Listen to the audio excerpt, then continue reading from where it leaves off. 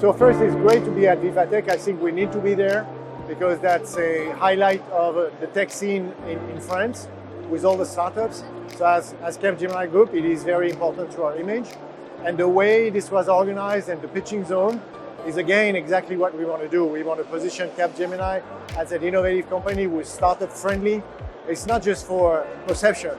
We need to get the innovation of those small companies and make it available to our clients. I was quite interested by the profile of the startup, very diversified. We had some French, we had some Sweden and American startup. Diversity in terms of profile and maturity also. So actually the 4 members of the jury defined the 2 winners quite easily. INUSE is a software as a service solution that exploits data from the machines in the factory in order to transform that into value for smart maintenance, operational excellence, or process optimization. We used to say that we make the machine talking. We make the new interaction, having the intelligence inside the machine to help people to do their job at the factory. It was really nice to see the enthusiasm of those people, very innovative, which you really could feel could be applicable tomorrow, scale tomorrow, and had an immediate business impact.